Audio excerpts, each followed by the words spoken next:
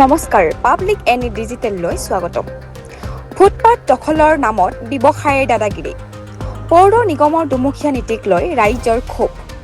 চোৰক কওক বোলে চুৰকৰ, গৃহস্থক কওক বোলে সাৰে থাক। অন্য কোনোবাই কৰিলে অপৰাধ, কিন্তু নিজে কৰিলে হাজাৰটা বাহানা। ফুটপাথ দখল কৰি ব্যৱসায় চলোৱাসকলৰ কি এয়া মুকলি দাদাগিৰি?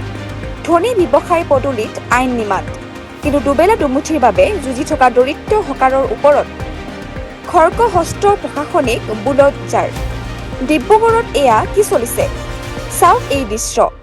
ইফালে আলু পিঁয়াজৰ বস্তা, ইফালে নিমখৰ বেগ। ইমানতেও শান্তি পোৱা নাই ফুটপাথৰ ওপৰতেই লোহাৰ ৰেলিং লগাই স্থায়ী সম্পত্তিৰ দৰে দখল কৰি লৈছে এচাম চহকী ব্যৱসায়ীয়ে। সৰ্বসাধাৰণ ৰাইজে খোজকাঢ়িব ক'ত? ৰাস্তাত। কিন্তু ইয়াতকৈ ভয়ংকৰ কথাটো হ'ল ডিব্ৰুগড় পৌৰ নিগমৰ ভূমিকা। পৌৰ নিগমৰ ব্যৱসায়ী কৰ্মচাৰীৰ চকু কাৰ ওপৰত পৰে জানেনে? দৈনিক হাজিৰা কৰি পেট পোহা ফুটপাথৰ কাষত সৰু সুৰা শাক পাচলি বা ফল বিক্ৰী কৰা অতি দৰিদ্ৰ হকাৰসকলৰ ওপৰত। তেওঁলোকৰ সামগ্ৰী উচ্ছেদ কৰিবলৈ পৌৰ নিগমৰ তৎ ধৰ নাই। কিন্তু যিসকল অৰ্থশালী ব্যৱসায়ীয়ে লোহাৰ ৰেলিং মাৰি ফুটপাথ নিজৰ বাপেৰৰ ভেটি বনাই লৈছে, তেওঁলোকৰ ক্ষেত্ৰত পৌৰ নিগমৰ চকু কেলেই অন্ধ? টকা থকা ব্যৱসায়ী দাদাগিৰিৰ ওপৰত বিক্ৰী হৈ গৈছে নেকি ডিব্ৰুগড় পৌৰ নিগম? আইন সকলোৰে বাবে সমান হ'ব লাগে। যদি ফুটপাথ মুক্ত কৰিবই লাগে, তেন্তে প্ৰথমে সেই লোহাৰ ৰেলিং আৰু আলু পিঁয়াজৰ বস্তাবোৰ উঠাই নিয়ক। টকা থকাসকলক ৰেহাই দি কেৱল দুখীয়াক খেদা এই দুমুখীয়া নীতি ডিব্ৰুগড়বাসীয়ে আৰু সহ্য নকৰে। ডিব্ৰুগড় পৌৰ নিগমে এই বিষয়ত কি পদক্ষেপ লয়, সেয়া হ'ব পৰৱৰ্তী সময়ত লক্ষণীয়। News desk report, public any digital.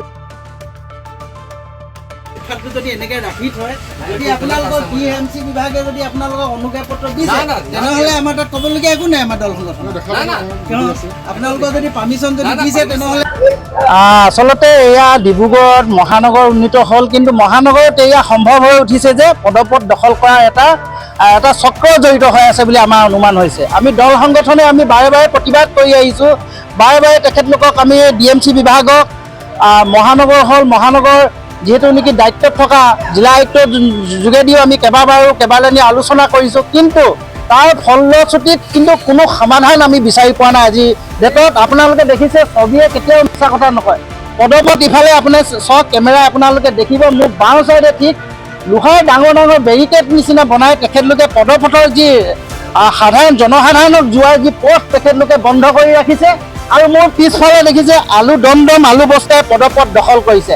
আচলতে এইসকল ব্যৱসায়ীয়ে তেখেতলোকে নিজকে কি বুলি সজাইছে, আমি DMC বিভাগক আমি তেখেতলোকক অনুৰোধ জনাইছোঁ যাতে অতি শীঘ্ৰে 1 ঘণ্টা সময় দিছোঁ। 1 ঘণ্টাৰ ভিতৰত যদি এই জেগাসমূহ যদি খালী নকৰে নহয়, ইয়াত আমি দল সংগঠনৰ আমি নেতৃত্ব আহি এইবোৰ চব কালি টোপোলা আমি বান্ধি আমি নিজাববীয়া সিদ্ধান্ত ল'বলৈ আমি বাধ্য হ'ম।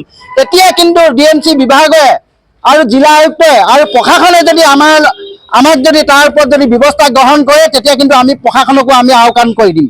এটা কথা কৈছোঁ, যিসকল ব্যৱসায়ীয়ে ব্যৱসায় কৰিছে আমাৰ তেখেতলোকৰ কোনো কথা নাই, কিন্তু পদপথ দখল কৰি তেখেতলোকে ইয়াত কি সূচাব বিচাৰিছে? এইসমূহ আলু বস্তা এতিয়া আপোনালোকে দেখিছে, আমি পদপথত খোজকাঢ়িবলৈ এডোখৰ জেগা নাই, বহু সময় ঠাই আছে। এতিয়া আপোনালোকে আমাৰ যিটো জালুকপাৰা এইটো ৰোড, আমাৰ যিটো টকি হাউচৰ যিটো ৰোড, সেই ৰোডটোত আপোনাৰ নিলে একাংশ ব্যৱসায়ীয়ে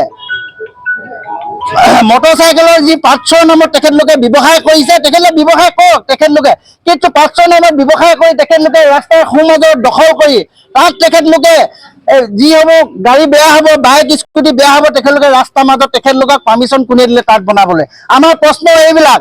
আমি সেইকাৰণে আমি মেয়ৰ ডাঙৰীয়াকো অনুৰোধ জনাইছোঁ, অতি শীঘ্ৰে 1 ঘণ্টাৰ ভিতৰত যদি ইয়াত তাৎক্ষণিক ব্যৱস্থা গ্ৰহণ নকৰে, আমি মেয়ৰৰ আমি কাৰ্যালয় ঘেৰাও কৰিবলৈ আমি কিন্তু বাধ্য হ'ম।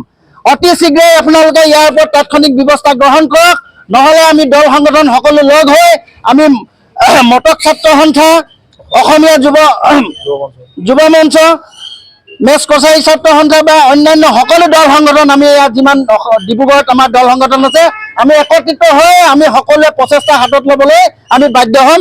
আৰু প্ৰশাসনক এটা কথাই অনুৰোধ জনাইছোঁ, আপোনালোকে যাতে আইনৰ গণ্ডি টানি এইসকল ব্যক্তিৰ ওপৰত তাৎক্ষণিক ব্যৱস্থা গ্ৰহণ কৰক, নহ'লে আমি ব্যক্তিগতভাৱে তেখেতলোকৰ ওপৰত আইনী ব্যৱস্থা গ্ৰহণ কৰিম, যিসকলে আমাৰ পদপথ দখল কৰি তেখেতলোকে নিজৰ ব্যৱসায় মুনাফা আদায় কৰিছে তেখেতলোকৰ হাতত আমি দল সংগঠনে আইনী ব্যৱস্থা ল'বলৈ আমি বাধ্য হ'ম।